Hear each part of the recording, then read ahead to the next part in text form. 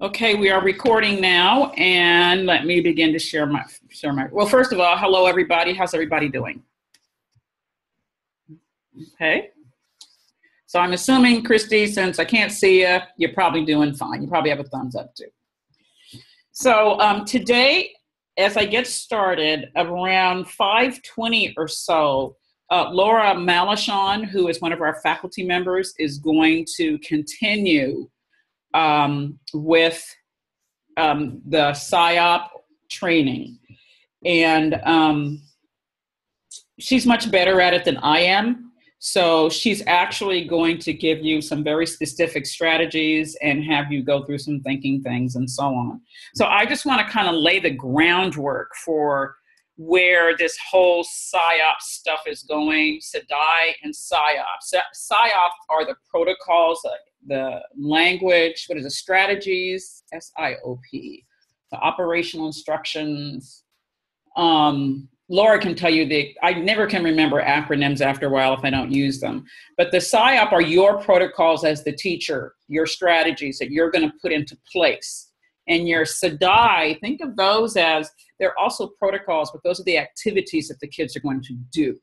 So as you think about what is it that I'm doing, a SIOP training, SIOP incorporates everything, and SIDI gives you lots of the strategies that you can utilize in that in your classroom. So I'm going to share my screen, and the first thing I'm going to do is take this up down and open up the California ELA standards. So I got this straight off of Cal State Teach. And so she's going to be looking at a fourth grade lesson today. So I'm going to be using fourth grade for our examples. The reason I wanted to bring you here is, first of all, to get you reacquainted with the different kinds of reading, writing, listening, and speaking in English language arts that we are all supposed to be incorporating in all of our subject matters. So when you see RL, it means reading literature. RI means reading informational text. W means write. That's important because when I show you where the new framework for ELD is going, you will see how they have incorporated the ELD strategies within the ELA strategies.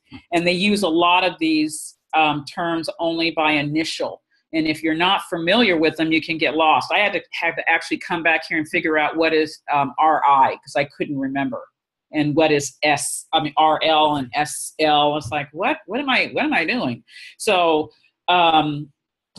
when you are structuring your lessons, you want to make sure that you know for your grade level, what are the English language standards that are going to be embedded in this lesson that you are moving students toward? Because we're always moving them towards language development.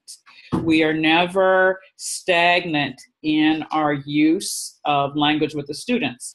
Now, you guys who are term threes, I think everybody on here is a term 3 right now. You guys will be really happy to know yet when you finish your TPA 4, there's only one other group that's going to do a TPA 4. Everybody else is moving to something called the EdPPA. And it's a performance assessment. You only do it one time, but you gather information throughout the course of your terms with us. Well, one of the things that it is very, very focused on is the use of academic language. So structuring your lesson plans and opportunities in the classroom for students to speak and listen and read are crucial. And getting them to use the language as stated in the standards is essential. So you can't just have a student say, could you tell me what 2 + 2 is? And they go 4. You have to actually have them say, 2 + 2 is 4. And then when you ask them how they got there, they have to be able to say 2 + 2 is 4 because you take the two add-ins and you add them together and the product. I mean, you have to go through all this language with them. And so when you're working with ELD now, English language development, because of the structures and the evidence that they want to see in children's abilities to communicate, ELD applies to every child in your classroom. The paradigm now is everyone is an English language learner because language is used specifically in different content areas differently. So a word or phrase in one content area can mean something totally different in another content area, or have a nuance about it that unless the child begins to understand that nuance, there's no way for them to be able to communicate efficiently in an academic environment. Now, hi, Lauren. The goal of the academic environment is to prepare them for the career and college readiness goals. When I read the EdTPA, on one side I went, oh, okay, I think that's a wonderful thing. On the other side, you have to be very careful because the structures for English language convention are based on Western civilization's paradigm of English language conventions, which is saying that the language of the realm is that of Western civilization. And a child that doesn't speak this way can be made to feel less than if you are not culturally sensitive to them as you begin to teach them your way of communication is true and valid and is language. But we have to teach you this because when you go into business, unless you're going to go into specific businesses, you are not going to be able to negotiate well. Or you are not going to be able to be successful in college because you can't write a sentence properly. So it's really important. I say this because if we turn the kids off, I mean all kids, not just ELD second language kids, every single kid in the classroom, we turn those kids off to what their language is that they come in with, we run the risk of not having them improve in any language. Does that make sense to everybody? Yes.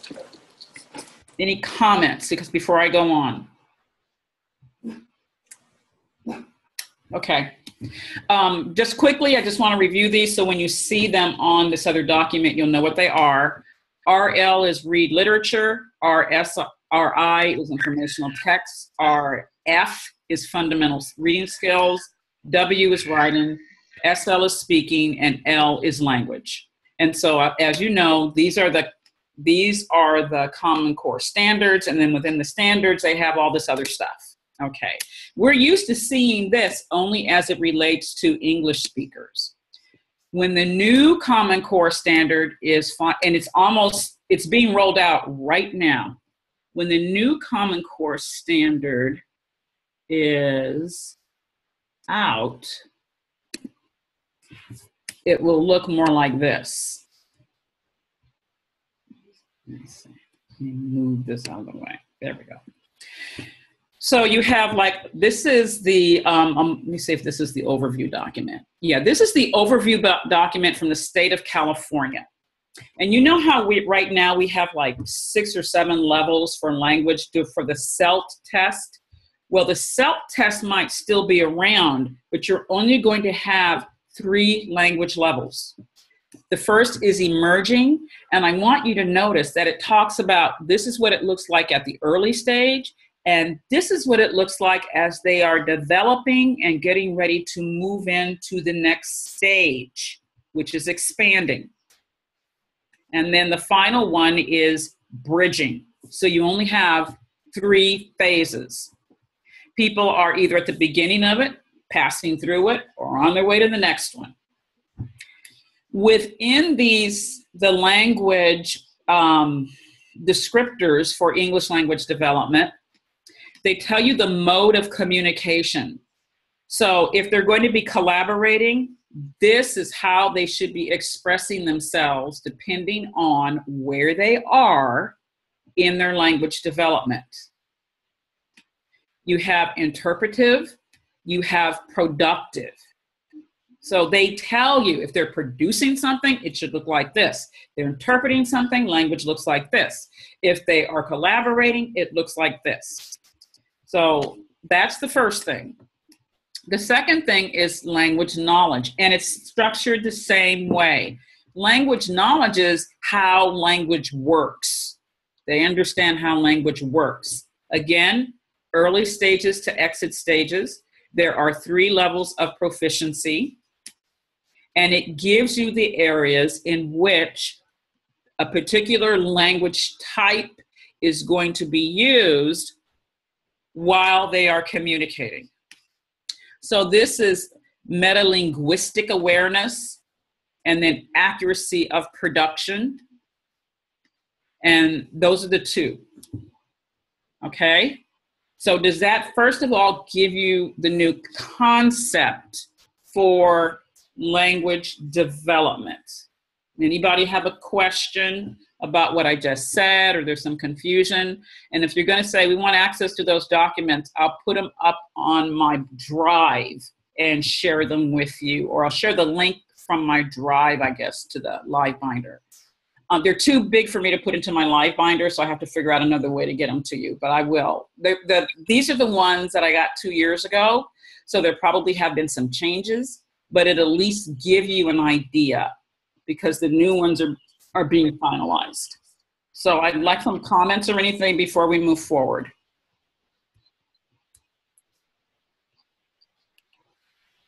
Nothing? All righty then. So I don't need this anymore. I'm taking that one down. So now, I gotta get to, where is that one? Nope, that's not the one I want.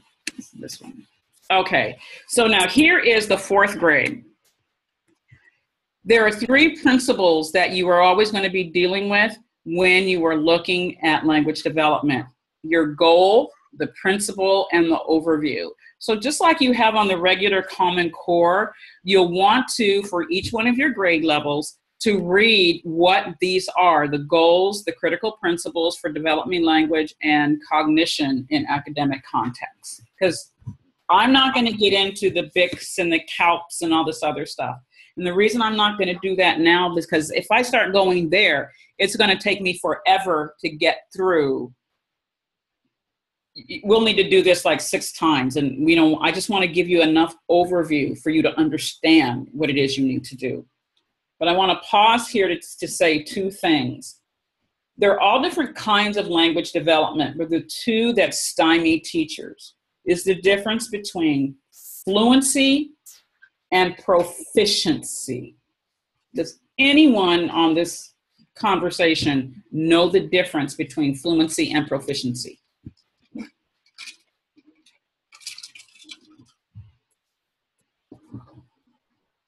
No one? Proficiency is if we're, using them as measurables. Proficiency is below fluency. Okay. All right. Proficiency is when they're reading, they understand what they're reading. All right. Thank you. Anyone else? No one else? Fluency, isn't it like how accurately they're reading? Okay, thank you. All right, that really did help me to understand where you guys are. Here's the difference between fluency and proficiency. Fluency is the language of the realm. You can function in the world. You see the kids on the playground, they're talking to each other, they're laughing at one another's jokes, they know how to order stuff, they can get along in the world. That's fluency. Because teachers see the kids navigating the world properly, they think the child is proficient in their content language. However, proficiently is the specific language required to communicate within a specific context. All right? So, for example, if I'm on the playground and I'm talking to somebody, I might say, oh man, I could really use an aspirin. I have a headache. But if I go to the pharmacist, I'm going to say, could you give me an acetaminophen, please? I really don't want an aspirin because I don't take aspirin. I really want acetaminophen. But if I'm on the playground, why am I going to use that term when I can just say, man, I got a headache. I need an aspirin. And then somebody will say, well, I have a Tylenol. And I go like, no, that's not the one I want. And someone will say, I have an ibuprofen. And I'll go like, well, that's closer than a Tylenol. I'll take that. I have an Advil. It's specific language. And you can only learn that language in the context of your content. Okay? The other one that you might use is, you know how at night, just before you go to bed, you wash your face, you brush your teeth, you take a shower, and you're ready to go to bed. Okay. So you say, I got to wash my face and brush my teeth and take a shower and go to bed. That's just casual language. It communicates quite well. However, if I were to go into a mosque, I wouldn't say I have to wash my hands and wash my feet and wash my face. I'd say I have to do my ablutions.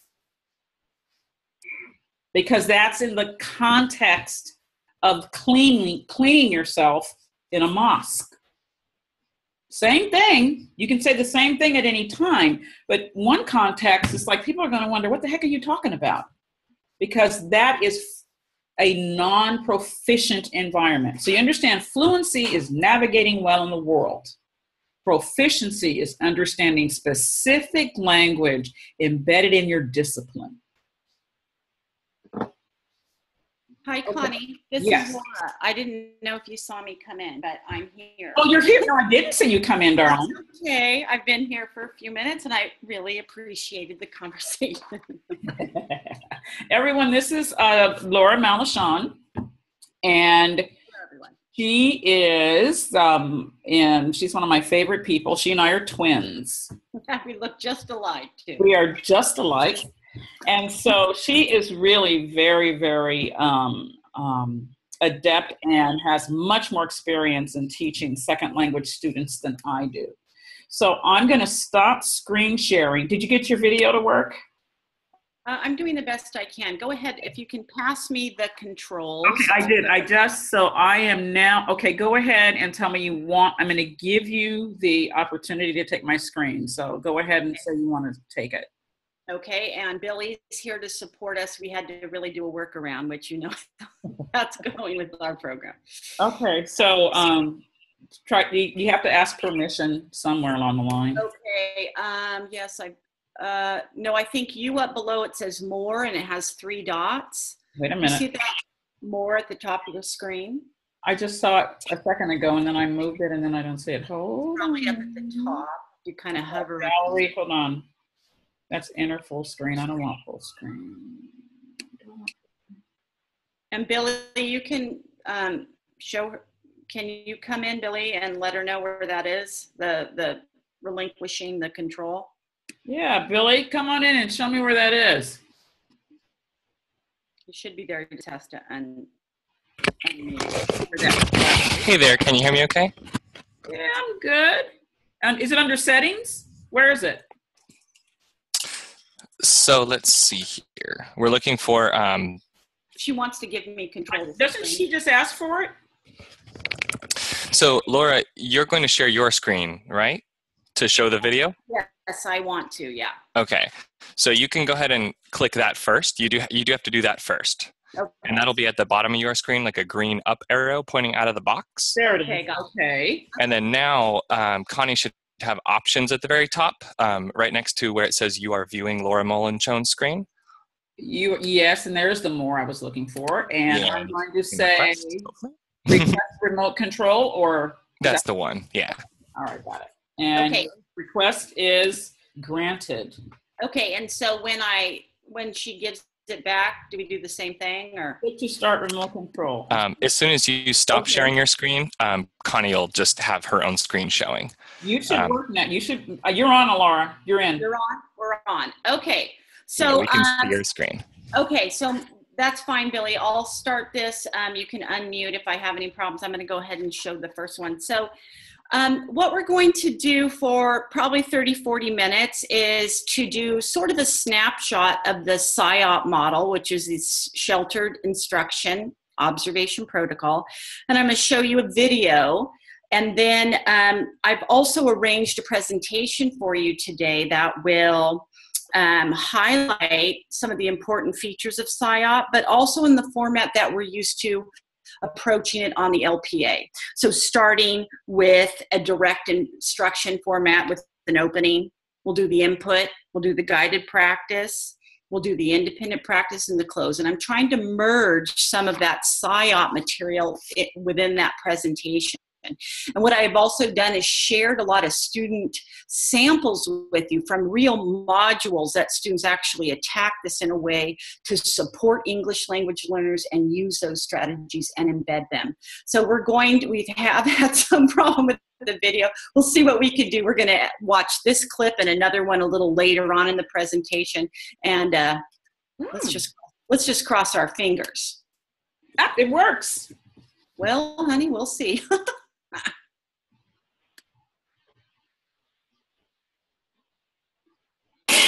For me, the hardest part was when they did give directions and specific math, because I know a lot of math, but I didn't understand my teacher.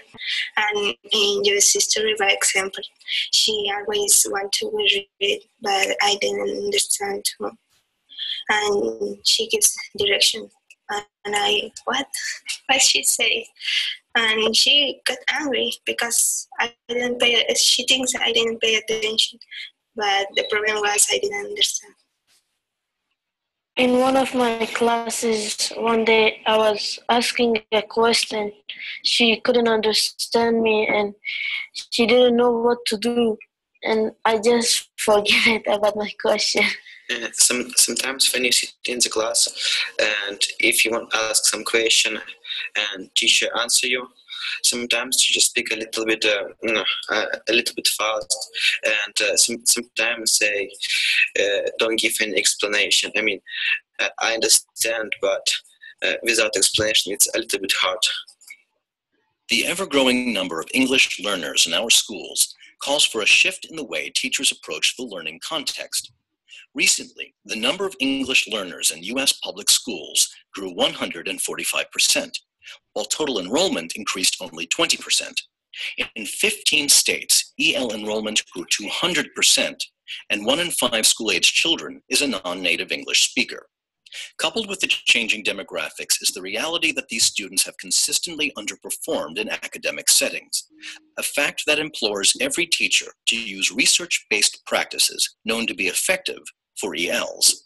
Additionally, much of the responsibility for English learners was English as a second language, ESL, specialists through pull-out services or separate classes. Currently, the numbers of ELs in many schools necessitates that the responsibility for instruction shift to mainstream classrooms where English learners are taught grade-level content at the same time they are learning a new language. The goal is to enable English learners to meet high academic standards in content classes such as science, social studies, math, and language arts. Sheltered instruction is the approach most commonly prescribed for teaching content to students who are learning challenging new material at the same time they are acquiring English as a new language. In sheltered instruction classes, teachers make the grade-level curriculum topics accessible for English learners by using specialized strategies and techniques that accommodate their second language development needs. Sheltered teachers cover the regular core curriculum, but modify their instructional practices in order to promote development of academic English as it's used in particular subject areas. The SIOP really came about as a result of a research project through the Center for Research on Education, Diversity, and Excellence at UC Santa Cruz. President Roosevelt planned to have people. And through that project, we wanted to look at the effect of sheltered instruction on the achievement of limited English proficient students.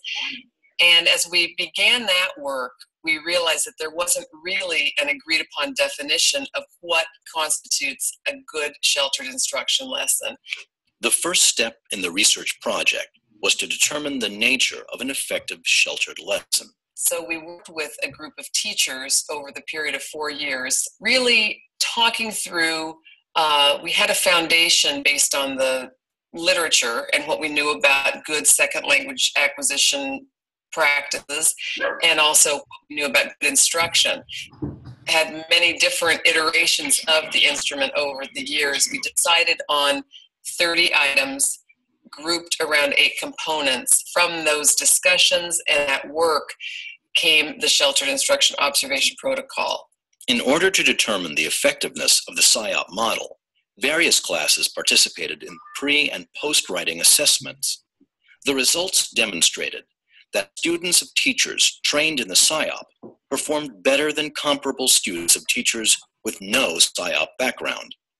The SIOP model has 8 components: lesson preparation, building background, comprehensible input, strategies, interaction, practice and application, lesson delivery, and review and assessment. Currently used in all 50 states and several countries, the SIOP model has improved instruction and students have benefited. Our research has found that English learners can participate fully in grade-level standards-based instruction if the features of the instruction meet their language needs. In our research, we found that students whose teachers implemented the SIOP to a high degree outperformed similar students whose teachers were ESL certified but didn't know the SIOP model. More recently, we're finding that in school districts where the SIOP model is being implemented consistently and systematically, students are performing better on standardized tests and are learning English at a faster rate than before the SIOP model was used. With the SIOP, it's not like I had to change my teaching style at all, but I just had to rethink it. And I have to be conscious of who I'm teaching this to, not just the lesson and looking at the content, but who am I trying to teach this to? My students, will they understand this? Is there anything I can do for them? So it's just a different way of approaching my lessons. High-quality SIOP model instruction is cognitively challenging, differentiated for students' academic and linguistic needs and abilities, and modified to take into consideration the second language acquisition process. English learners, even at the beginning stages of learning English, can participate in instruction that includes opportunities to listen, speak, read, and write at their own levels of proficiency. In effective SIOP classrooms, English learners are exposed to the same concepts and information as their more fluent English-speaking peers. However, they are more successful when difficult material is presented and reinforced through meaningful activities, providing students with the opportunity to grapple with cognitively challenging concepts while connecting them to what they know and have experienced. Instructional activities, therefore, should integrate opportunities to communicate about concepts and information while students engage with meaningful academic tasks. The power of the SIOP model is that it takes what we know about best practice and offers teachers a comprehensive model for planning effective lessons. Teachers should pay attention to every child in her class. Yeah, not just not a group of people speaking very well. Everybody. Yeah.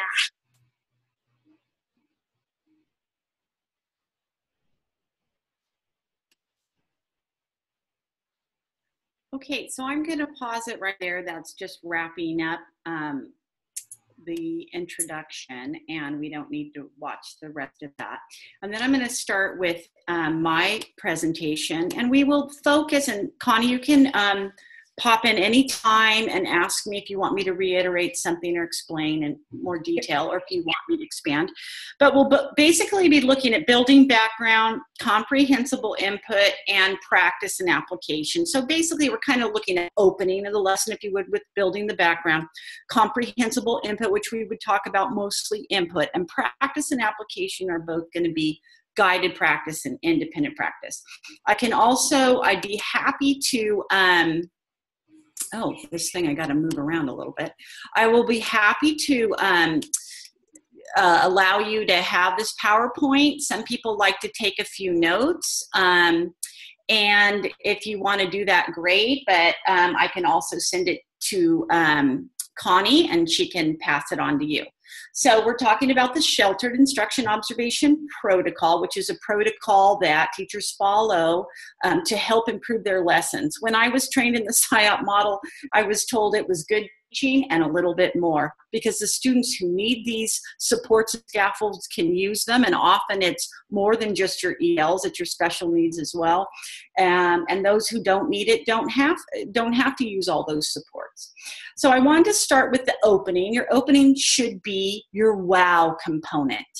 And the first point I put up there was reviewing prior knowledge. And what's important for you as teachers to remember is reviewing prior knowledge is that the students are reviewing prior knowledge, not you.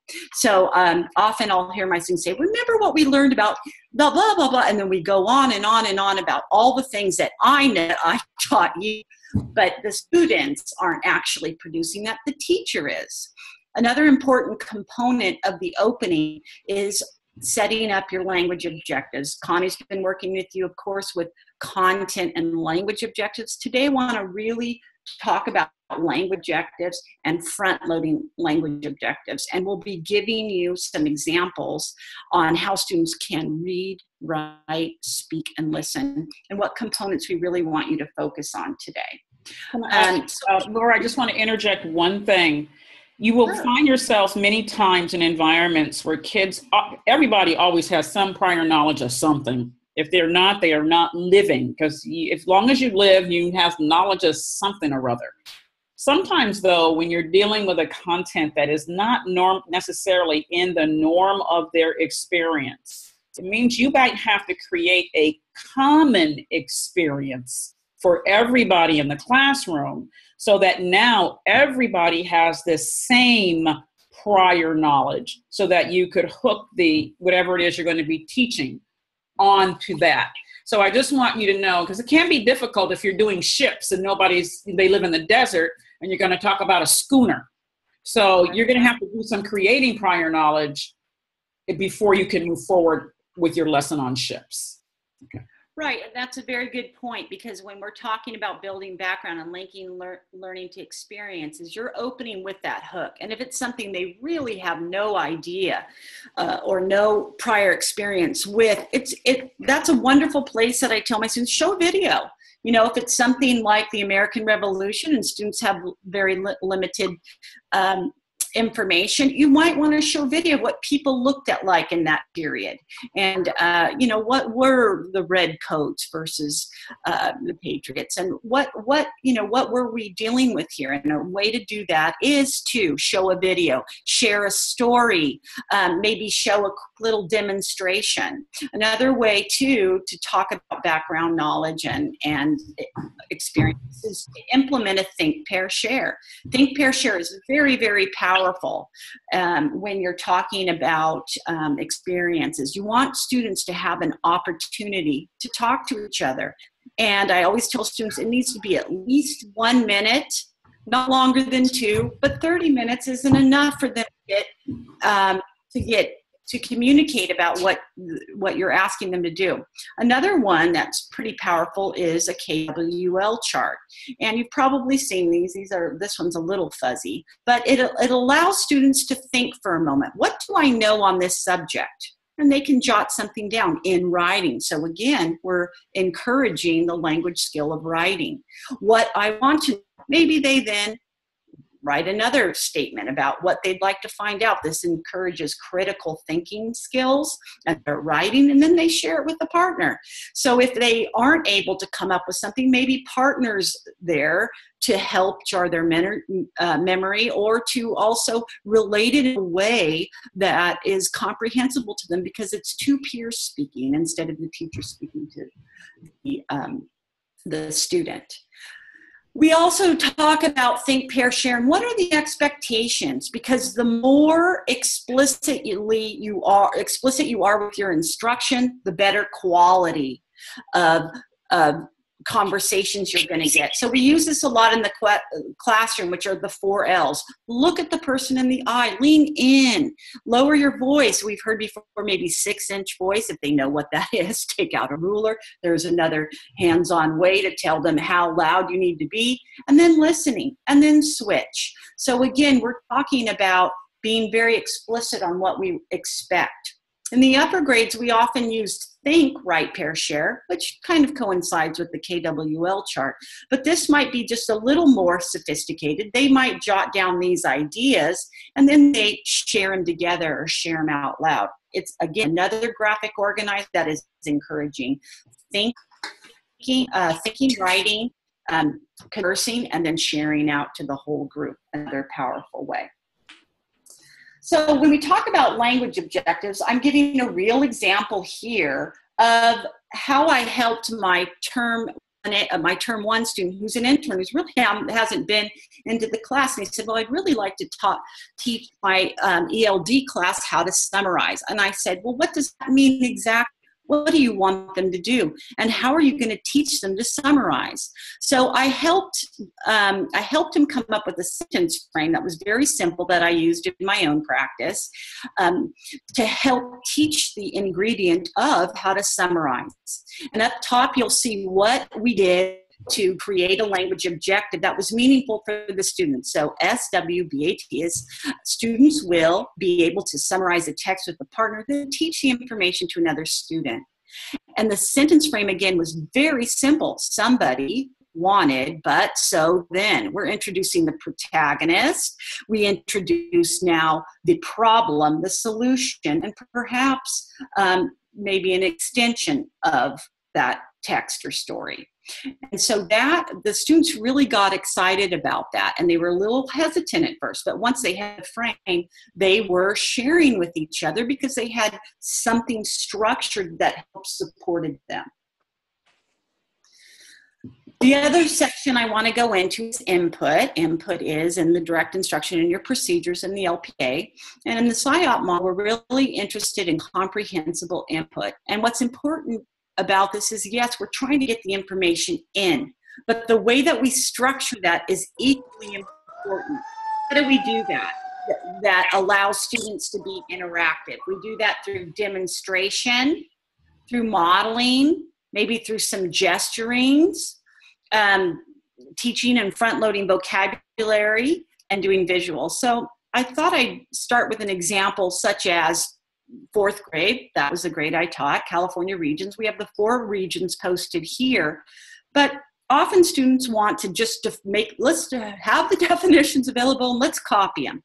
Well, it's much more powerful if you use visuals to teach your students about vocabulary, because as we know from the brain rules, vision trumps the other senses, and this is very, very true. So one example that my student did in the kindergarten class in Module 13, which you will be working on for science, she did a PowerPoint presentation to present her vocabulary words, and a lot of them had a lot of really good visuals along with them. So scientists use special words to talk about the world around us. The word is observe. You can obviously see a kid is there with his magnifying glass and observing a habitat of a butterfly. And it's very, very powerful to use visuals to help students understand vocabulary and spend a lot of time having them copy definitions. So Moving on to the next point, I want to go into guided practice. And again, what we have been talking about with our language goals is reading, writing, listening, and speaking. And as you can see in the writing component, I have used a sentence frame, which is very, very important. Also, ticket out the door. Hopefully you've heard Connie maybe talk about both of these. And then the key, I believe, is the speaking applications. Speaking applications are often neglected in a lesson. And being in Cal State Teach for more than 9 years, I really do encourage that with my students. We've got to get the students able to speak, and we can do that as we've been talking about: pair, share, choral response, repetition, read aloud. In the next video segment, you will see how the student approaches, the teacher approaches this and gets her students to start speaking. So going, yes. Yeah, before you go forward, because a lot of information was just given, I want to give the students an opportunity to, if they had any questions along the way about anything that's said so far, this is a time I'd like to pause, because we're getting ready to go into some your observing application. And I really want to make sure that you understand what's really important about this whole SIOP model and the elements that Laura is presenting. So anyone have any comments? It's easier. Let me see if I can, hold on. Let me get this grid up thing here. And I don't want to, I want to show everybody.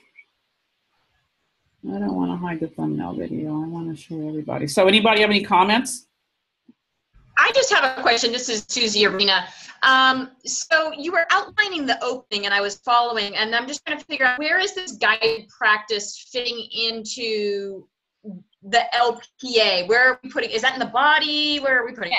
So the way that the LPA is structured is not incredibly friendly to the student, and I will admit that. So in the opening section is where you want to front load your objective, share with your students your expectations, and start with a hook. I never tell them it's hook, then your expectations, and then your objectives, because you never know what kind of class you have. They might need the behavioral expectations right away because they're a little squirrely and you need to lay down the law.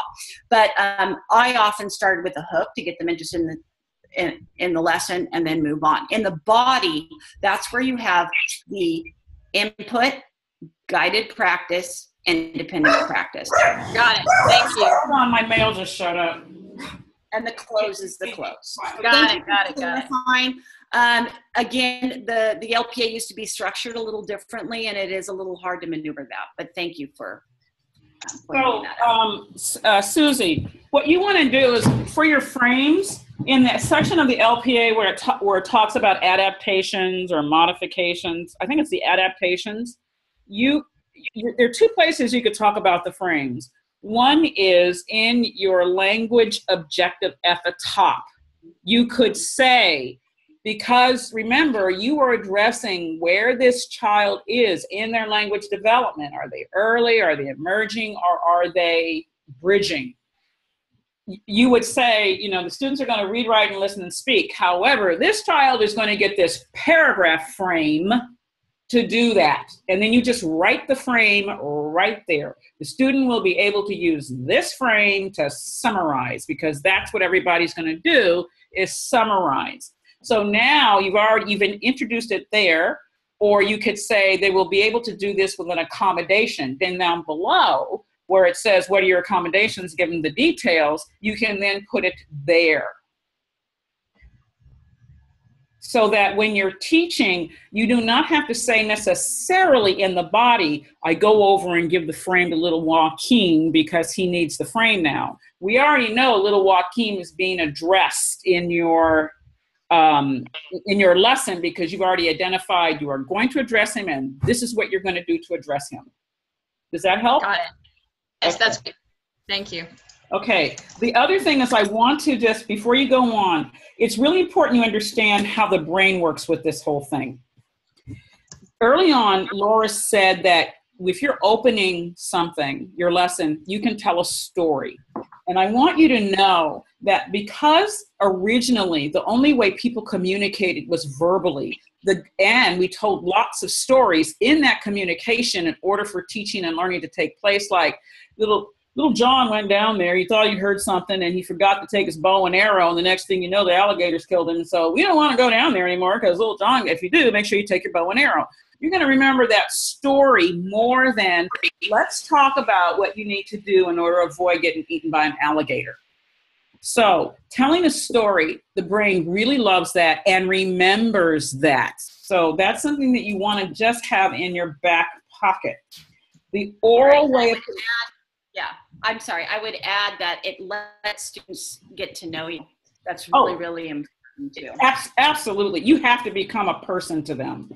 The other thing is the pair sharing that Laura's talking about. I'm always saying to my students, if you can't do anything else, you can't think of any other way to engage your students, have them talk to their elbow partner. When they do that, we are social beings. We want to communicate with one another. When you ask kids not to talk in class, it's the antithesis of the way the brain works. You want them to socialize given the expectations in which they must do this socializing. And when they do that, they elaborate. And when they elaborate, they begin to make memory. When they make memory, then they remember what you taught them. So it's really important that they have the opportunity to exchange information. And we often forget that. We're so busy trying to get it out that we forget they need to talk about it in order to make it set in the brain. And the more they talk about it, the better. The final thing, and I'm going to let Laura go on, is that you need to hear a word or use a word at least 11 times before you really begin to use the word and understand what it means.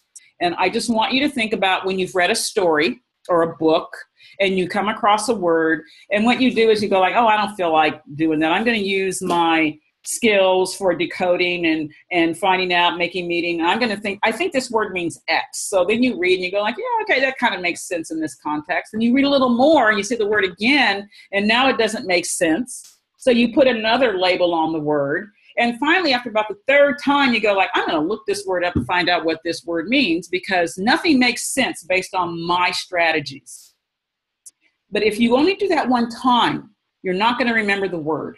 You've got to be exposed to that word a minimum of 11 times in order for it to start to stick. Okay, you're on, Laura. Okay, we'll move on a little bit to writing and how that can be actualized in guided practice. And speaking will be interwoven to it. So again, I'm really sticking to these two components, writing and speaking. So the second frame I'm going to show you here is also from module 13, but this student was using his graphic organizer with an older group, third grade. And he was talking about 3 states of matter. You can see he has 3 graphics on there. He also had an experiment. So student had hands-on materials. And if you can see, they said, how can we change an ice cube, a solid, into a liquid?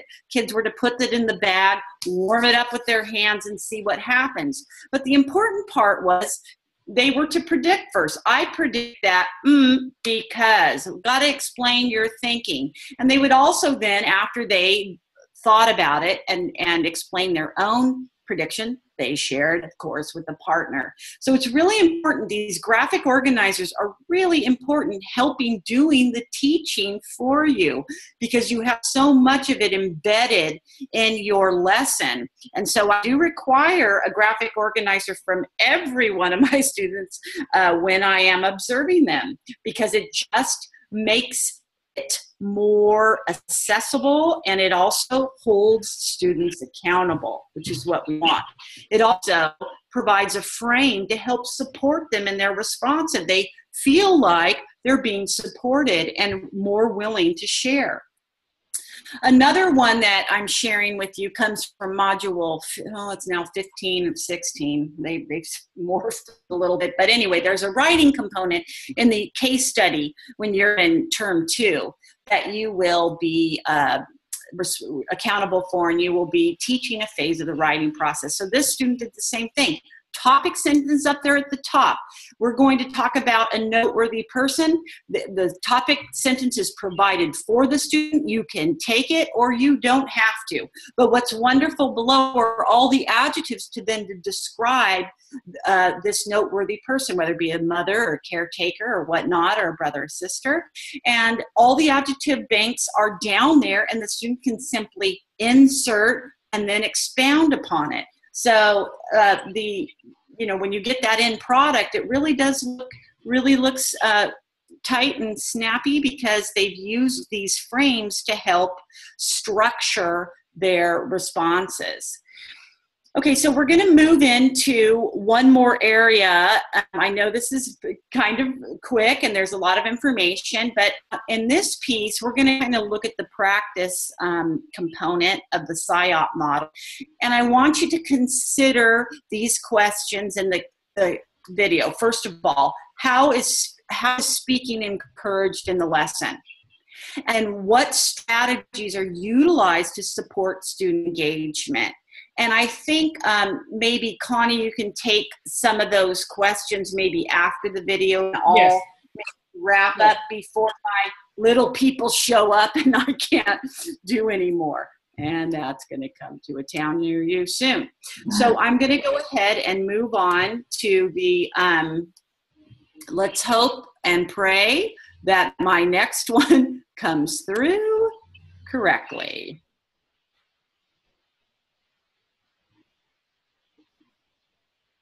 This one is about 9 minutes.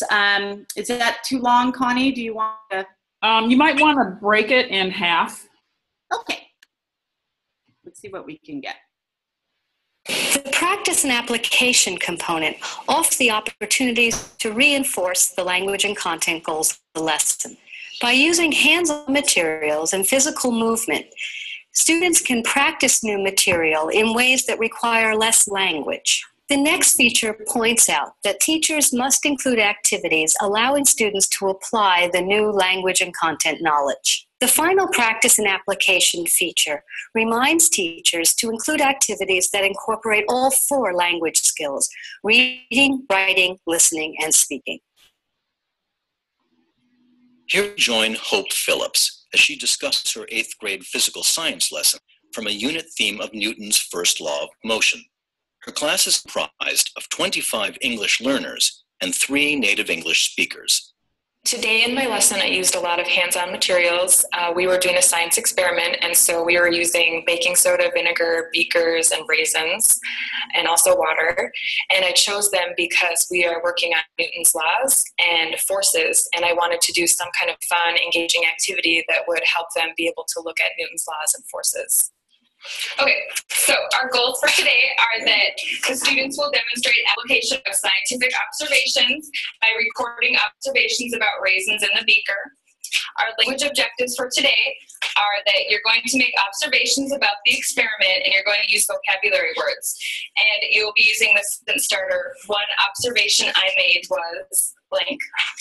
And your last goal for today, your last language goal, is that you're going to use the words gravity, buoyant force, thrust, motion, and force to explain what happens in the beaker during the experiments.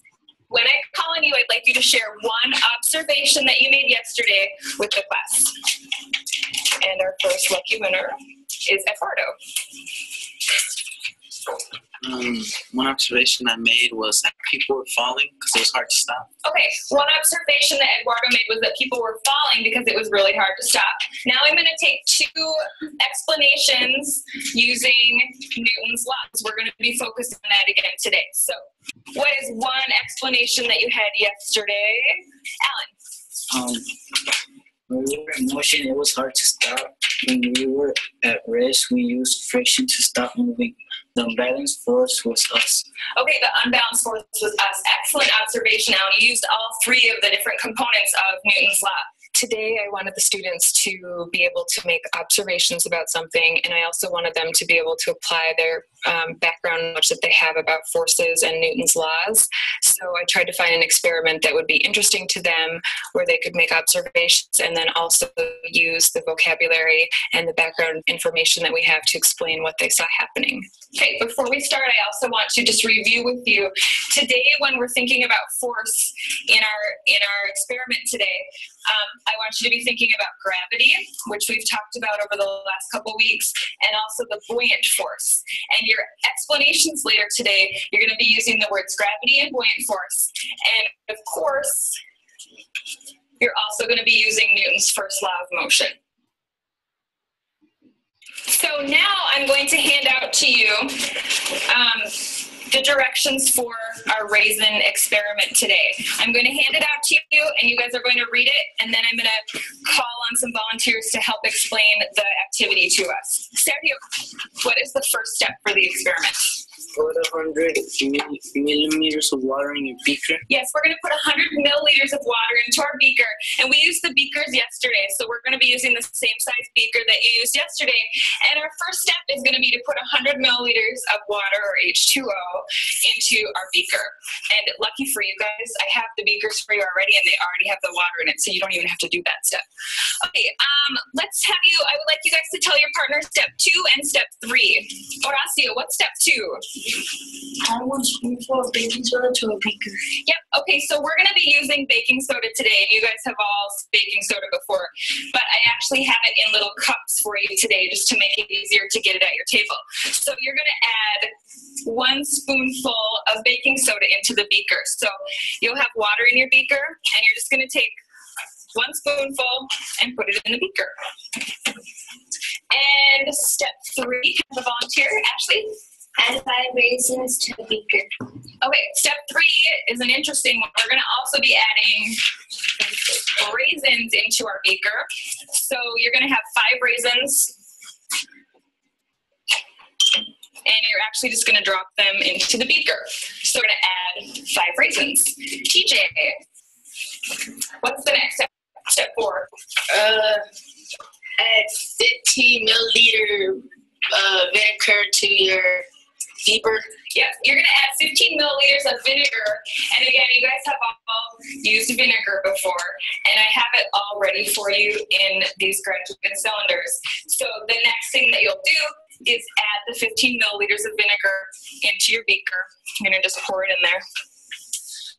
Okay, and I'm actually just going to go through the next few steps. So step 5 is that you're going to record your observations for about 2 to 3 minutes.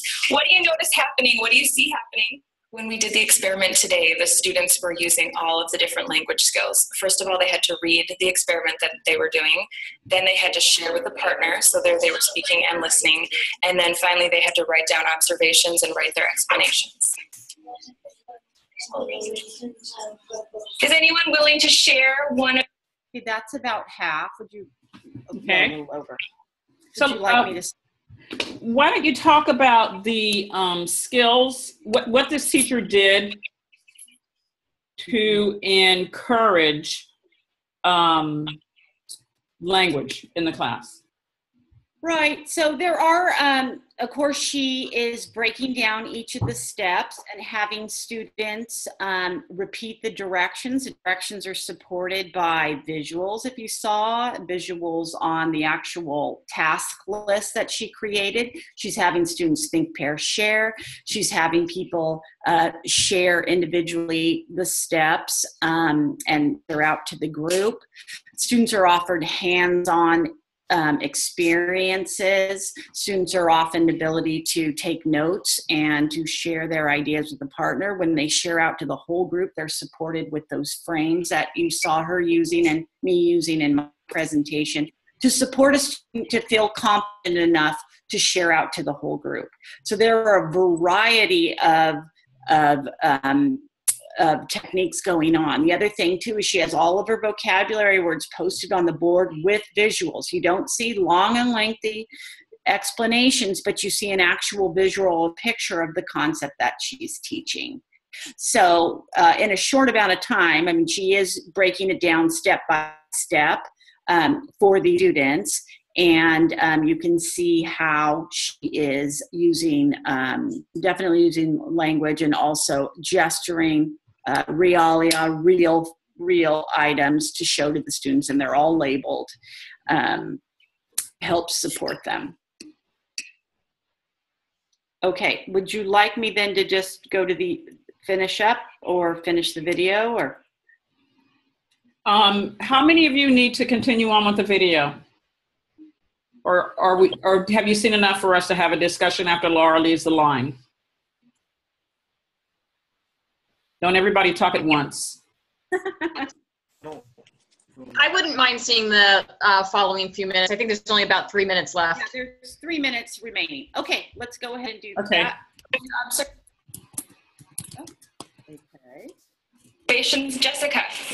One observation is that the raisins went to the bottom and had bubbles. Okay, so I'm going to go ahead and write Jessica's down.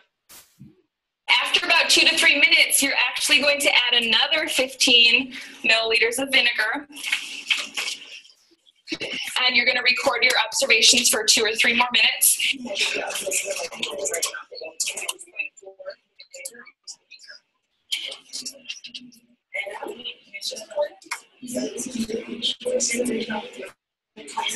What did you notice, Alan? I put in the vinegar, and then the bowl is pushing this one up and down. Okay, so they're pushing the raisin up and down. What force is possibly bringing the raisin up to the top? The point force. What force is bringing the raisin back down? Gravity.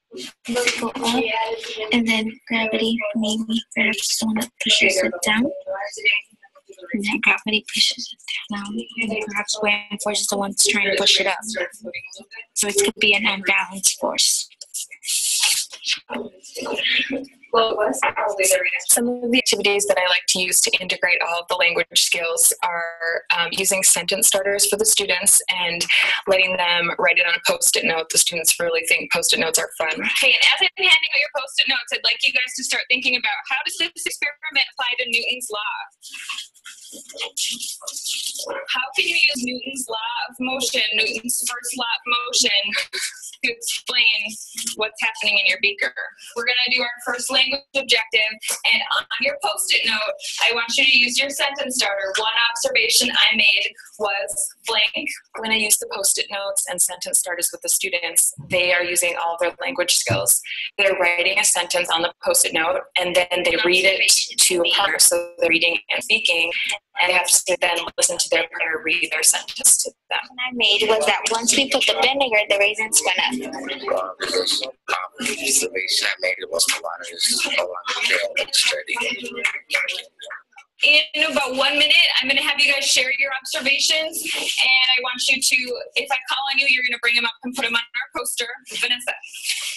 One observation I made was that when you added the vinegar, the raisins went up and down. Okay, when you added the vinegar, the raisins went up and down. Great job. The next part is I want you to use Newton's first law of motion to describe what you saw in the beaker. So just like we did yesterday with our mini experiments, just remember an object at rest stays at rest, and an object in motion stays in motion unless a force acts on it. So using the words rest, motion, unbalanced force, I want you to explain what you saw happening in the beaker. The raisin was at rest when we didn't have the vinegar, and the raisins were in motion because the bubbles were pushing up. Great job. I have seen a lot of changes in my students because of the SIOP model.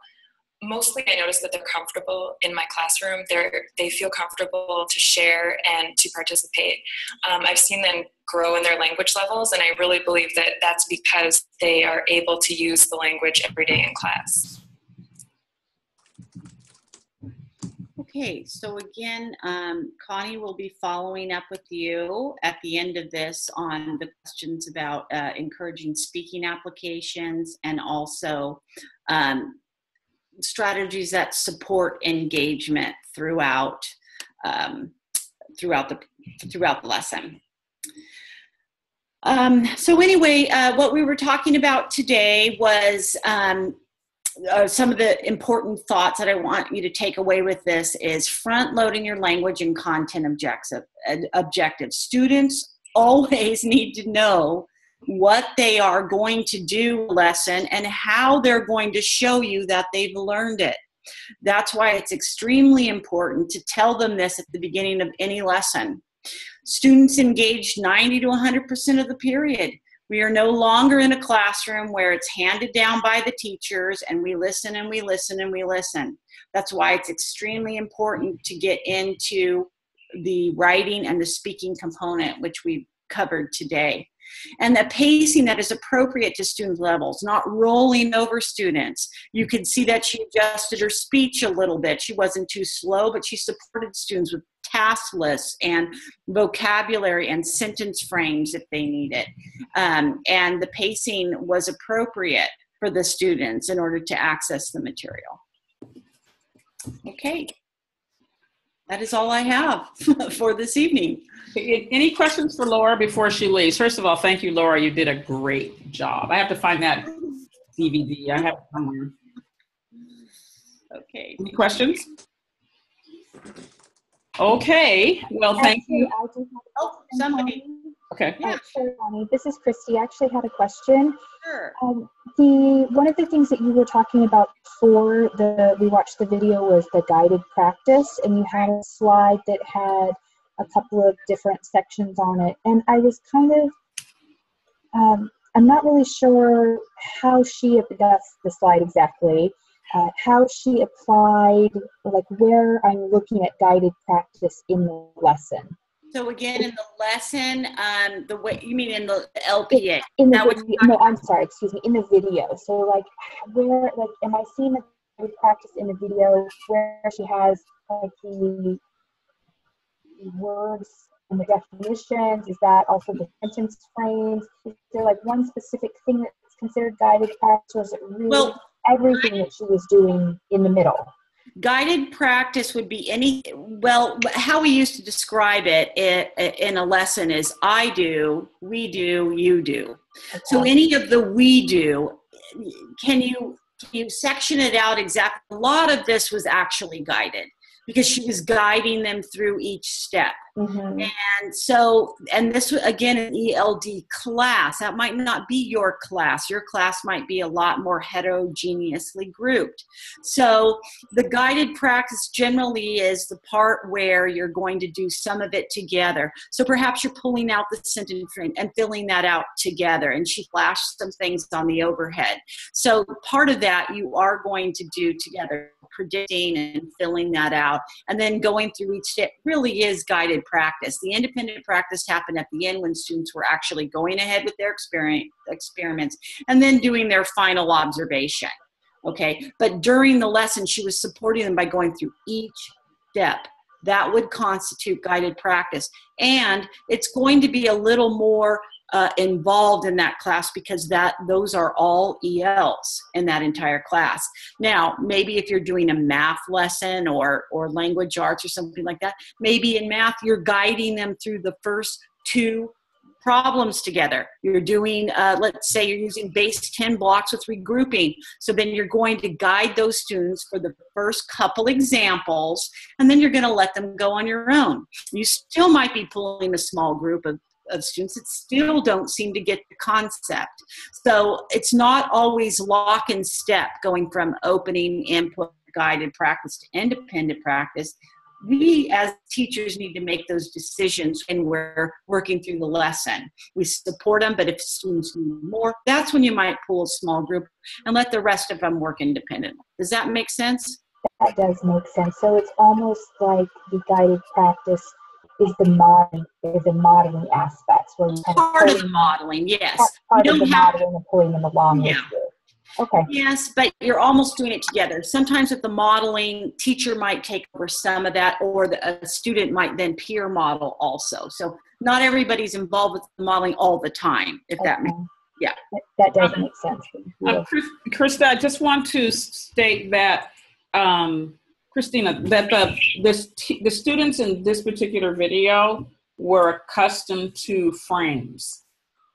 So that when she said we're going to use these frames, she understood that. She still said what they needed to do with the frame, but you didn't have to teach how to use the frame because the children were used to using frames to communicate. Okay.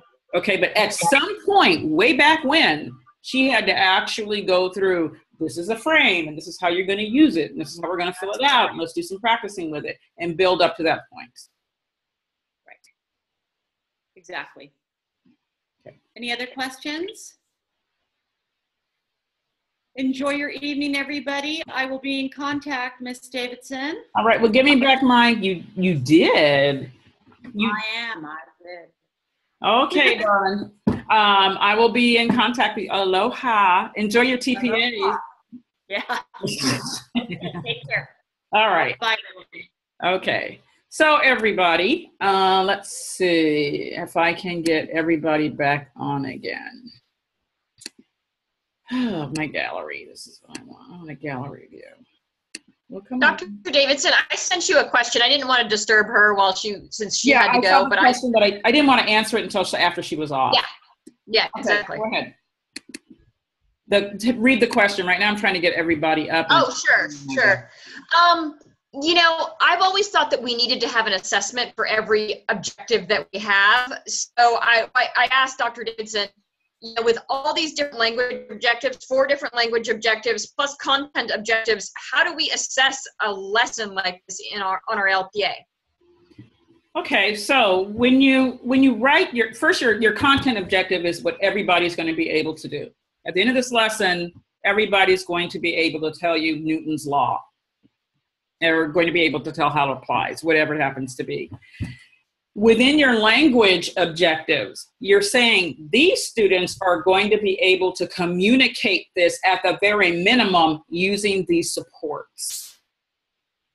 All you're doing is saying the adaptation of language for these students is this. So when you walk around, a student that is not proficient or fluent in English is not going to be able to speak to you the way I speak to you. They're going to be able to speak to you the way you saw those children speak to you. And they may not have the right subject-verb agreement. They may not have, they may be speaking in phrases. They may be using simple sentences. But the point is, using their ability to communicate with my stretching them as they develop, they will be able to communicate with me the learning objectives of this whatever I'm teaching them. The language objectives are they're going to be able to use this kind of language to communicate it. Does that change? Does that clarify? You still confused? What? No, that definitely clarifies. I'm just, you know, more it's like if we like the next observation you come to see me for, and I have 4 language objectives in addition to my content objectives, what are you going to be looking for in terms of assessments? Well, okay, if you tell me that the one student that you're going to be teaching is he's an emerger. I mean, he's an explorer. He's not even an emerger. He's exploring the language. He's back in the earliest stages. If you ask this child to create a summary paragraph of something, then I'm going to know you don't know what this kid's capable of doing. Okay? Right. If you ask this child, if you have in your instruction the enriched visuals and the language and the supports in order for everybody to benefit, but especially for this child to benefit, then I know that you were meeting this child's need as it relates to language development. So knowing that there's an early speaker in your classroom, I expect to see more visuals and I expect to see less talk from you or any of you, not just you in person, but anybody, because talk means nothing. Like the kids said at the very beginning, the teachers talk too fast, and then when you ask a question, they get mad at you when you don't understand. Right. So I'm expecting a more enriched environment because it's just like the first 5, those commercials about first 5. Talk, read, sing to your kids every single day. Language is the ability to communicate. And when you cannot communicate your thoughts, you shut down and you don't communicate anything. So we have to have an enriched environment that teaches that language to kids so they can communicate, depending on the learning levels. Like Corey, you have the lowest level of kid you could possibly have. Half those kids don't speak English at all. They are like, go to bathroom, raise hand. They're so low because he has newcomers. He has to have such a rich environment of vocabulary with pictures, and then target vocabulary. And he has this wonderful exit. You know what his exit out the door is? The kids have to say the vocabulary words before they can leave the room. That is a formative assessment. Now he's got the kids that have memorized them in order, so he's got to switch them around. But then some kids will be there for a while, so now he's got to get a second list for kids who are moving further. But it's a really nice ticket out the door because they're using language, and these are the words they need to know. Corey, you had your hand up for a minute ago.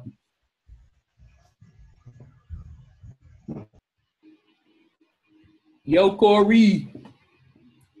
Did you still want to say something? Yeah. Are you saying goodbye, or? I know I'm going to say goodbye in just a second. Okay. But I've been multitasking while we're doing this and working on the Google form you sent out. Can you, since we all watched that video, can you talk about comprehensible input in that video as well? Sure. Instead of my just giving it to you, for the people who are on the line, what were evidence for you of comprehensible input that this teacher provided for the students?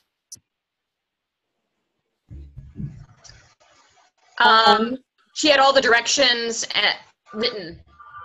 Okay. She's using the academic language when she's discussing things. She's using what? Academic language, you said? Yes. Okay, go ahead. And it's written, it's reinforced several times. Okay. So Connie, the one that I liked was that she had vinegar, the baking soda. She actually had the boxes, containers with the vinegar and the baking soda came in, and she lifted them up when she was talking about them. Right. Every time she picked up something, she says, we're going to use these beakers. She picked up the beaker, showed them, and I've already done this for you. Anthony, you wanted to say something. Anthony, next to the instructions, she had a picture of what she was talking about. Right. The instructions, there were words because they have to be able to read, but there were pictures. There were pictures. What did she do with the target vocabulary? What were the two target vocabulary words the kids had to use? Buoyant force, I think was one. Yep. And gravity.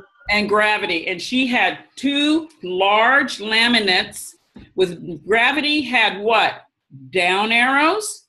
Buoyant force had up arrows.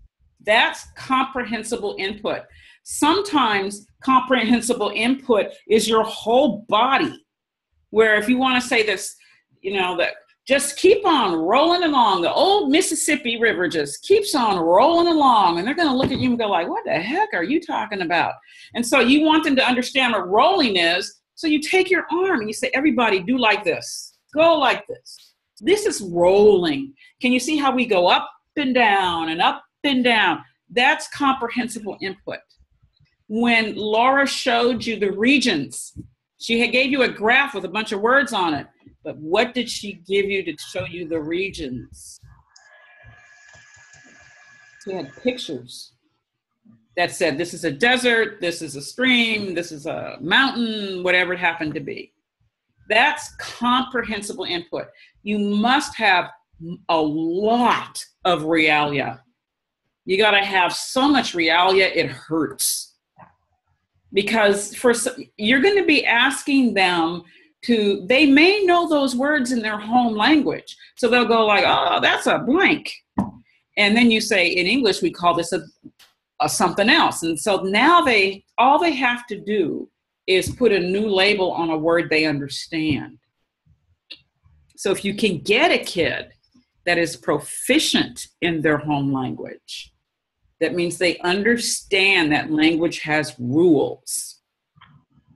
And what you're doing is that you're teaching them the new rules, and they have enough vocabulary to understand that they're putting new labels on old knowledge. The problem is when you're in Corey's situation, when you have kids who've never been to a school in their life.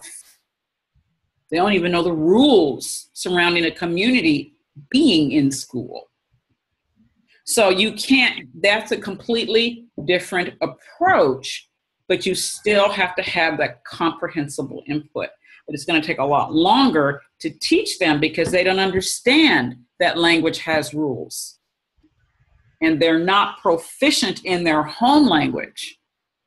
They don't know enough enough words in order to put the labels on. So you have a double chore. You not only have to teach them the concept, and then you have to somehow get them to understand in their home language that this is an X, so that they can now put the label of what it is in English. It's very, very hard. They need they're like little babies in learning. They need what a little kid needs. A bunch of touchy-feely, doing songs, all that junk, and picture, and vocabulary with the picture. You can't do it without those two things. You can't. We started doing the cha-cha slide to do directional words today. It was pretty fun. Slide to the left, slide to the right. It was pretty fun. Anyway, I got to go. Okay. I'll see you later, Corey. Thank you for coming. Thank you. Okay. Well, I was looking at this. There were a few things I wanted to say. Number one, vocabulary is the key. They need to know your target vocabulary on any lesson. Even if you're teaching everybody who knows how to speak English, they still need to know your target vocabulary. They need to use that vocabulary. That's one thing she did, is you will use this vocabulary to explain whatever it is you have to explain. You have to do that. Number two, you got to let them talk. You have to get your ratio of teacher to student talk to 90-10. 90-10. At every opportunity, they have to use language. It doesn't mean that you're never going to not talk to them. It just means that even when you're giving direct instruction, like when she was giving the directions, she told the kids to read, and then they were going to come back and she talked about it, but the kids helped her with the directions. She didn't just give them the directions and read it off.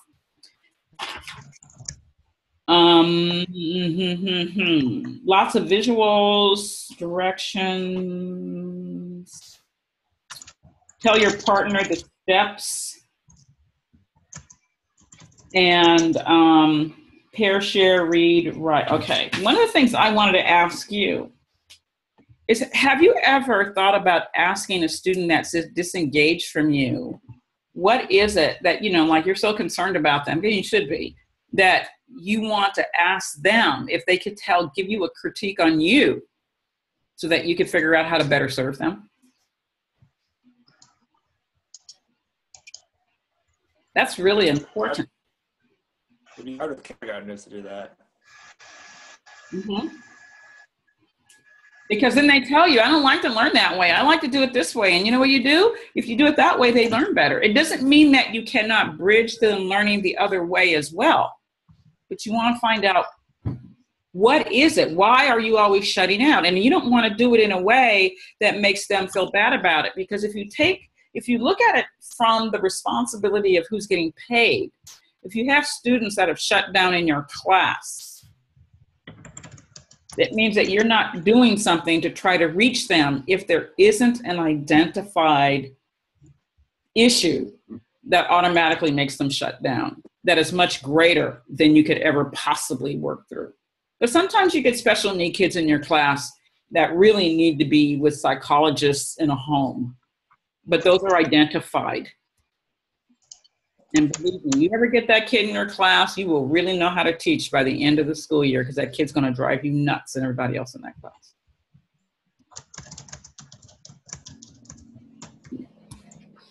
So, anything else on the SIOP that Laura was able to show us. Practical applications. What were the two questions? What strategy did the teacher utilize, and how did she encourage speaking? So now I want you to think about the classes that you teach. How can you encourage more speaking in your class? You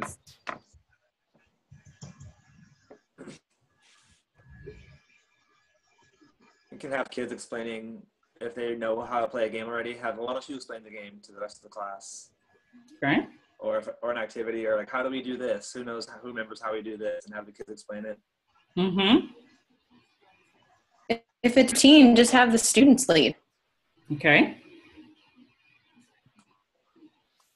What was one of the first things Laura said about reviewing prior knowledge?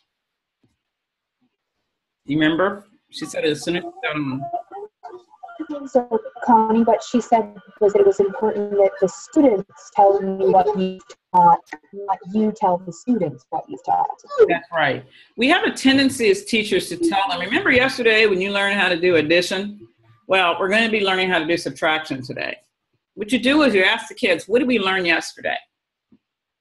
But before you just put them on the spot, how can you encourage language? So you put that question out. What did we learn yesterday? Now, how can you encourage language? Get them to tell their elbow partner? Yeah, have them talk to their table or their elbow partner. Tell your partner what we learned yesterday. Okay, and then you just call on some kids to talk about what they learned yesterday. And then after you've done that, if you see there's some holes in whatever they've said, then you can fill those in. And then you do a couple of problems to make sure, or a couple of examples of whatever it is, and then you can move on to what they're going to learn today. So I want to there's one thing I really want to make sure that you all get, and this is super important. I don't care what you're teaching. I don't care if it's language. I don't care what it is you're doing. You want to make sure that while you're teaching kids, your lessons are no more than 10 minutes long. I have a student that puts his cell phone in his pocket on vibrate, and it goes off every 10 minutes. He's the only one that knows that it went off. But he knows he's supposed to switch up. If he hasn't had the kids do anything, he needs to have them do it right then and there. Because after 10 minutes, the brain just it's automatically going to shut down, and it's going to start drifting off. And if the brain cannot multitask, it means when it drifts, it's drifting away from you. It's interesting because you guys, except for Christina, this is the most polite school I have ever been in, is Amelia Earhart. Everybody in that school is so polite. The kids are polite, teachers are polite, but you go in the classrooms. And I think that teachers could be just staring at the kids for 40 minutes and the kids would really not act up. They're so polite. They will just watch a teacher flounder around and not go off and just decide that, you know what, you are so boring, I'm just going to go ahead and cause a ruckus in the class to liven things up. Because that's how polite they are at this school. So I was talking to a teacher today, and she's at a similarly polite school in Oakland. And I said, how do you know? She was having the kids do something. And I said, how do you know when you talk to that one kid and they come up and they do something? How do you know what are the other 29 kids doing? And she said, they're listening. I said, how do you know? She said, because they're all looking forward. And I said, okay, but how do you know? She said, well, if I call on them, they should be able to give me the answer of the next thing. She didn't realize that in her practice, when she called on kids, she gave them the question, and then they answered the question, as opposed to, what are we doing next? She'd say, so now what is the blank? And then the kids would have a cue, and then they would move forward. That was a pattern that she was unaware of. You don't know, unless the kids are doing something, what's going on in their little heads. Like I'm looking at you guys now and you're thinking, is it 7 o'clock yet? Is it time to get off this thing? And it will be soon. I don't even know what time. What time is it? Because I'm not looking at a clock. 6:30. What time is 7:30? 6:30. 6:30, okay. I'm not going to keep you for an hour just because I can keep you for an hour. But you need to understand that accountability is key, and that when I was reading the brain rules, a good pattern is you're teaching something for 9 minutes. Between the 9th and 10 minutes, you have to do something to give the brain a jump start for the next 10 minutes. That jump start could be something dynamic. It could be a new connection. It could be share what you just learned with your partner. It needs to be in the context of the teaching, but it needs to happen for the brain to get a break. You know, sometimes we say this, and sometimes the kids just need to stretch, and that's what you need to do because they've just been sitting too long or not moving too long. And that's another thing. If you know after 10 minutes the kids haven't moved, sometimes just shifting position from the right to the left is enough movement. But my point is that after 10 minutes, the brain is going to shut down on you. So you need to give it a shift. And then you can go back to what you're doing or have them do something else, but you can continue forward. I really liked what my student did with the phone. I said, because I said, you know, I noticed you were really like every 10 minutes you were really doing something new. I said, that was great, because that was one of the things I told him that he needed to do, because he would just go. And we all lose track of time. And he says, oh, I put my cell phone in my pocket and I put it on vibrate every 10 minutes. It vibrates and it tells me I'm supposed to do something else. So you need a cueing system, because we get caught up in what we're doing and we forget that the kids need that. And it's just a way for us to start getting into the habits and for us to start feeling what that looks like. And for kids to use language, because if they don't use it, they don't learn it. Okay, there are a couple things that I want to show you. Okay. I want to go back to, am I on my desktop? Oh, okay. So I'm still sharing this screen. Okay, I got to get this thing on. Okay, I'm share my screen. Okay. Oh, good. We're back on my desktop now. I'm going to put in, this is going to go up in the live binder. This is where, come on, move. How come it's not moving? Can't get to move. This is, well, when it works, it is page 2. Well, let's go to page 3 then. Let's go down. Okay, these are all the vocabulary words that kids are supposed to know. So this is just a sheet that was revised in 2012. And in this sheet, it gives you the kinds of language that kids are supposed to know and be able to use in a particular grade level. So I'm going to put this up so you guys can look at it. I know that this is upper grades, but they also have the lower grades. Here's K 1 through 6. And these are words that they should know by the time they leave that grade level. Now, they're going to learn a lot more words than this, but these are the words that the state requires that they know. And you look at them, and they're very proficient words as opposed to fluent words. Uppercase, lowercase. How often do you use uppercase and lowercase in your regular conversation when you go to the supermarket to buy some tomato sauce? Okay. The setting, we all know what a setting is when you say, I want you to set the table and put in a place setting, but it means something totally different in English. So I'm going to put this up there so you can look at the words that are proficient for English language arts in the grade levels that you might be teaching. Okay. Hopefully that'll be useful. Does anyone think that's not going to be useful?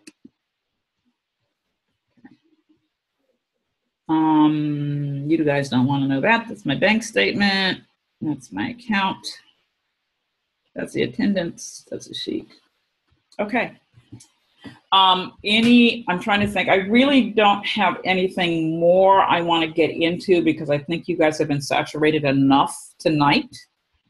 But if you have any questions, I'll be more than happy to address those questions.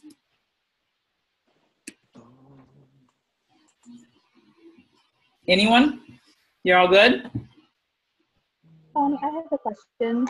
On the Google form that you sent out, one of the questions that you're asking on there is which 2 language skills are most important for instructional purposes. Do you just want us to choose our top 2 favorite and talk about them? Well, not your top 2 favorite. Laura did mention 2 that were very important. Oh. Laura mentioned 2 that you really want to be aware of. I might have missed that. Oh, you probably did. You can always look at the video again, but one of them is always speaking. That's what I thought. And the other one was writing. So those were the 2 that she had on the guided practice slide. Right. When she had that with the bell and the key, those 4, reading, writing, listening, and speaking, she had writing and speaking as 2. If nothing else, you do those 2. I'm getting ready to lose power. Hold on. Hold on.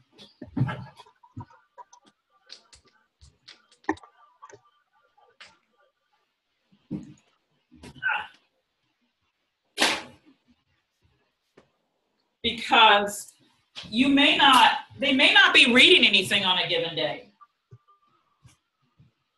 but they're always going to be listening. And if they're listening, it means that they're listening to somebody speak. And you can always have them write, because writing is one of those things that they're always going to be doing, and writing helps to reinforce the speaking and vice versa.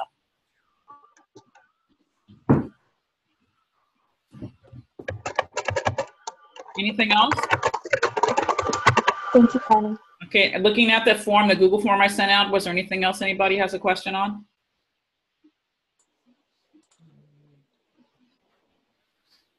Okay, well, just know that pretty soon, probably next beginning of the fall, you're going to see the ELA, ELD framework together. It's no longer going to be separated. And when it's not separated, oh, that's what I didn't show you. That's the one thing I didn't show you. Okay, here it is. Did I show you this?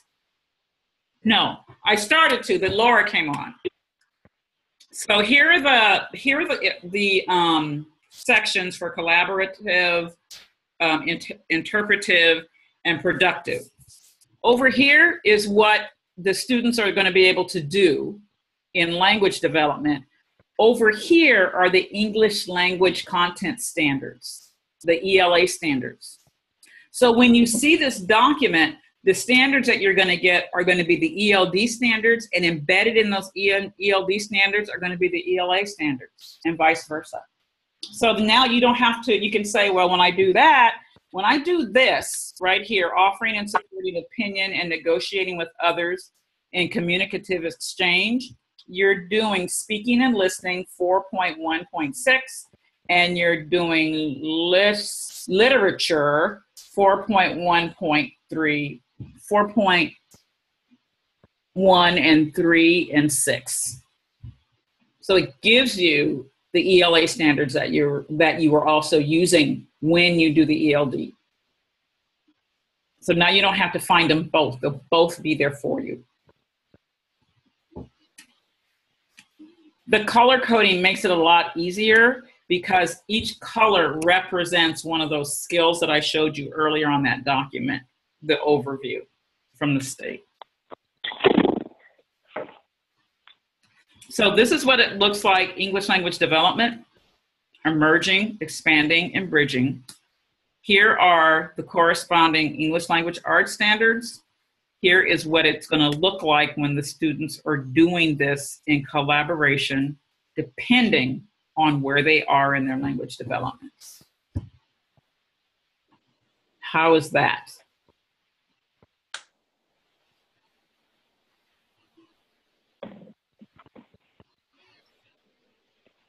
No questions?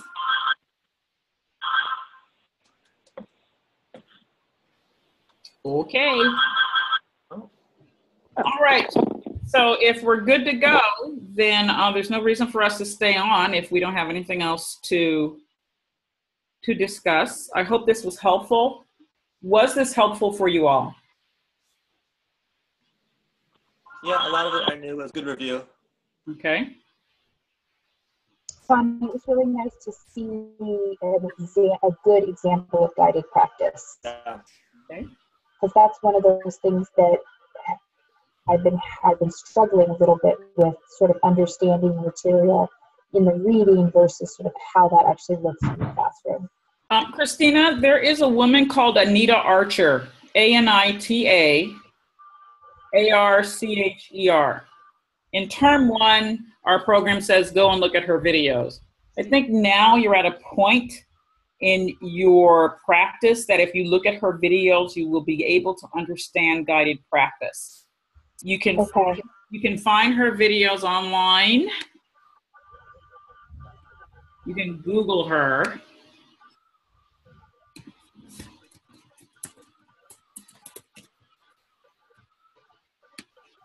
And explicit direct instruction, effective teaching. It's just elementary. Even though these videos may appear to you to be, what I want to say, to be really elementary, they actually are not, in that part of what she's doing is explaining explaining what this means. But the video series is right here, and you have to be very explicit when you're getting ready to teach. So here's one of hers. I was at one of her trainings, and I could appreciate the level of explicit guided instruction that she gave to the students. This is what, 42 seconds long? No, we're not going to watch the whole 6 minutes. But I just want to show you.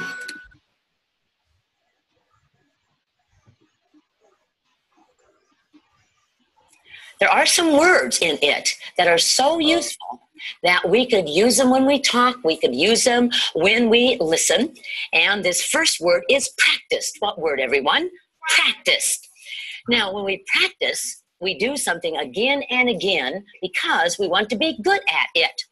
So if I practice piano, it would be because I want to be good at what, everyone? Yeah. Piano. If I practice the ABC cheer, it would be because I wanted to be good at what, everyone? The ABC cheer.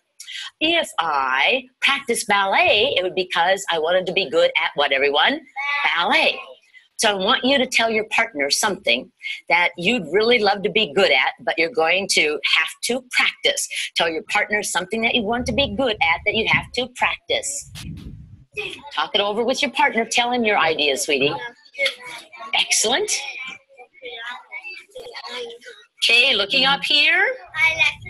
And Francisco, what would you like to be really good at? Listening? Saying the ABC, and you're just going to have to do what, everyone? He's going to have to practice. And thumbs up, nice and low if you have an idea. What would you like to be good at? Piano, playing piano, but he's going to have to what, everyone? Practice. And what would you like to be good at? Vinny, what would you like to be good at? Oh, wouldn't that be lovely? But that's going to take a lot of what, everyone? Practice. Everybody standing up. Excellent. Beautiful. Now, the next word is the word graceful. What word, everyone? Graceful. When we move, and we move in such a way that we are beautiful, someone might say we are what, everyone? Graceful. So if I just walked and I walked, oh, so nice, beautifully, you would say I am fairly, what, everyone?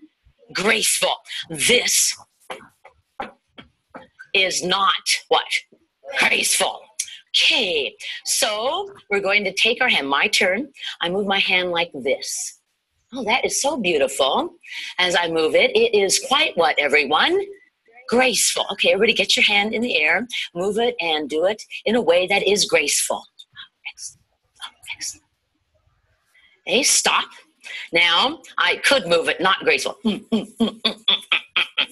Okay, move your hand, but don't do it with gracefulness, and show me not graceful.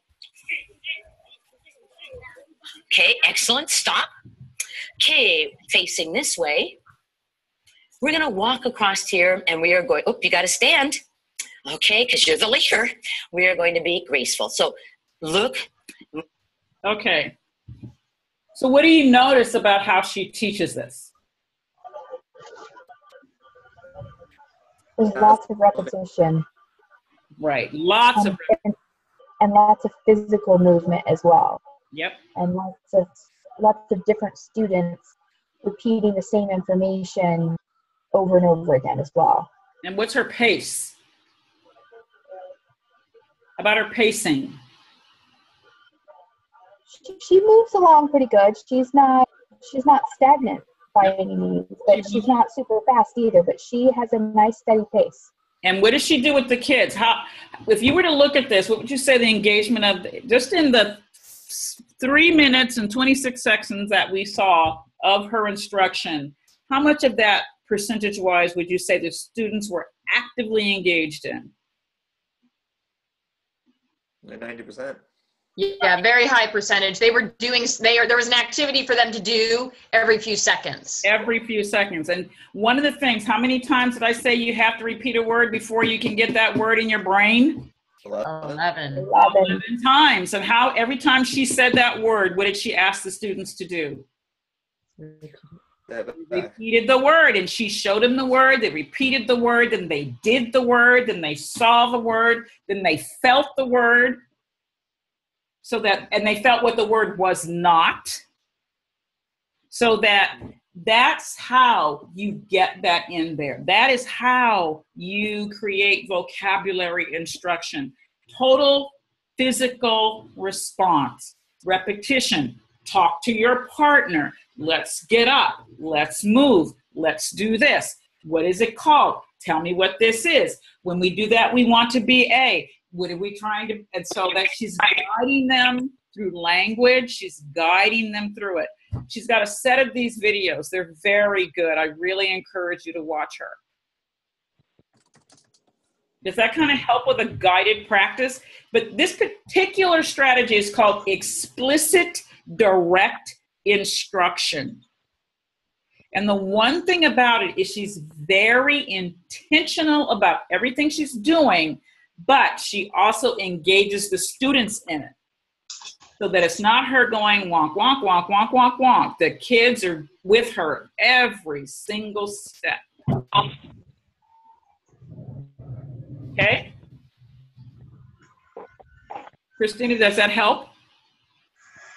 Absolutely, Connie. Okay. Anybody else? Yeah. So you guys, you know where she is, Anita Archer. I'll put her link in the live binder under this section when I upload this video, so that at least you'll know how to find her. And she's really very good. And these are really, she has other things as well, but she's worth a look-see. You just get some good ideas about how to structure stuff. And she gives away a lot of the stuff for free. Okay, my little Lieblings. I think it's time, don't you think? Yeah. Any other? Did you send out a Rika test prep after this? I'm sorry, a Rika test prep question? Is that what you said? Oh, no. The other conference call is from 7 to 9 tonight. Oh, okay. All right, well, I'll let you guys go to get something to eat or to drink. You can have a shot of tequila before you do your Rika test prep call. All right, everybody. Have a wonderful, and everybody in term 3, good luck on your TPAs. Thanks, Connie. All right. Talk to you all soon. See you all sooner. Okay. I will be out of town starting Wednesday. So I'm available email, but I'm going to be at a conference that I'm presenting, and I won't come back until Sunday. So just in case I'm not as prompt getting back to you as usual. You send a Google Doc on this? I didn't get a Google Doc. I didn't send it to you? Well, Grace, I guess you're special. No. I'll send it to you. I sent one. Okay. I'll send it to you right now. And did you have a Google Doc available for the first one you did? The first Zoom meeting one? You never did a Google. I did not do a Google Doc for that one. I don't think I did. I'll check. To turn it out? No, Okay. I did have a Google Doc for that. I will send it to you. Okay, so I'm missing 2 Google Docs. Okay. Okay. Thanks Thank everybody. you. Bye-bye. Bye.